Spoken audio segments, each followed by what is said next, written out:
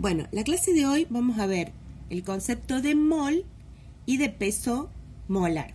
No se hagan problema porque van a tener tiempo para procesar la información de esta semana, ya que la semana que viene es la semana de examen y la que sigue va a ser la semana que tienen el Día del Estudiante, y vamos a tener una videoclase sobre este tema el jueves o el viernes de esa semana, la semana del 22. O sea que tienen 15 días para procesar esta información, tranqui.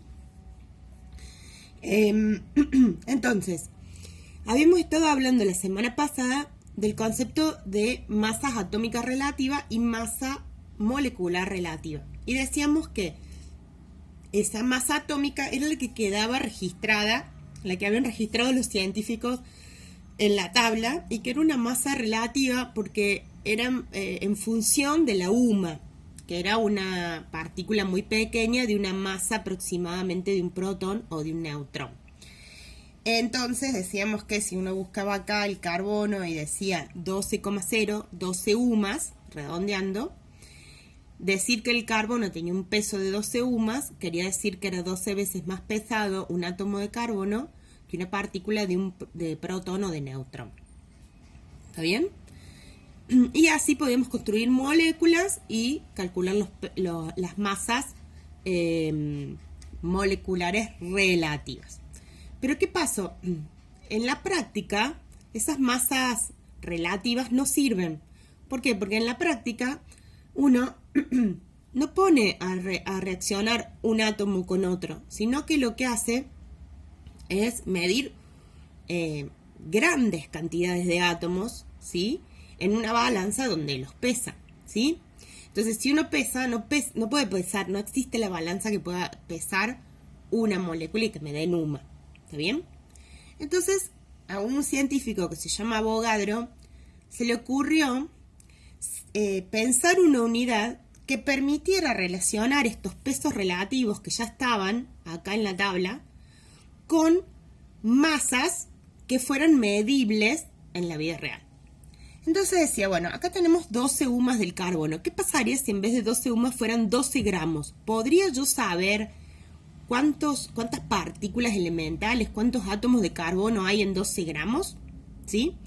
Y entonces él hizo una serie de cálculos que no vienen al caso, no los vamos a explicar, pero lo que hacía era, se los voy a contar en otro video, lo que hacía era medir pesos de gases y pensando que obviamente como la distancia entre las partículas y los gases era tan grande, las partículas que tenía adentro de esos frascos eran la misma cantidad.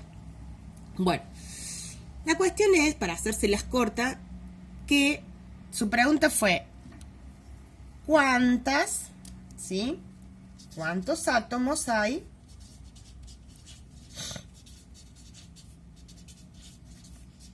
de carbono hay en 12 gramos? Ya no en 12 UMAs, ¿sí?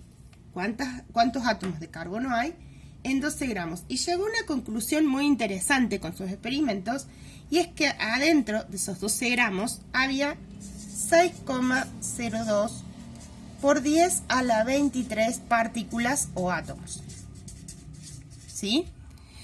Y a este número, ¿sí?, se lo llamó más tarde, no él, lo llamaron otros científicos, número de Avogadro. Número de Avogadro. ¿Y el número de Avogadro qué es? Es el número de partículas que hay adentro de un mol.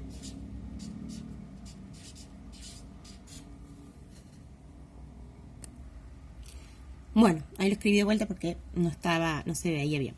Entonces, definió al mol, la creó a la unidad, como el conjunto de partículas que hay en 12 gramos del isótopo 12, ¿sí?, de carbono. Esa fue la definición. Pero vamos a tratar de entender qué es esto. El mol es un conjunto de unidades.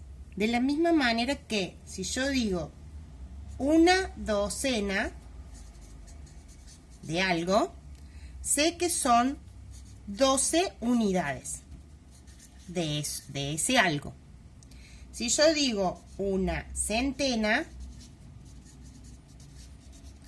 sé que son 100 unidades de ese algo. Y si digo un par, digo son 2 unidades de ese algo. Bueno, cuando yo diga un mol, va a ser un conjunto de 6,02 por 10 a la 23 unidades. Unidades de ese algo que yo defina.